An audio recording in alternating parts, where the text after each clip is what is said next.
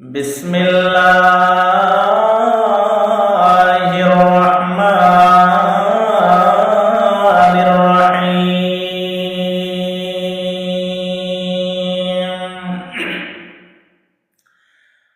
কুল লা ইউসিবানা ইল্লা মা কাতাবাল্লাহু লানা হুয়া মাওলানা ওয়া আলাল্লাহি ফালইয়াতাওয়াক্কালিল মুমিনুন।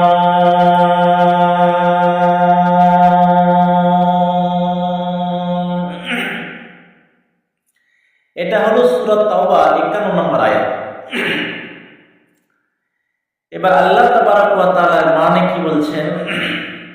কুল লা ইউসিবানা, হে নবী আপনি বলুন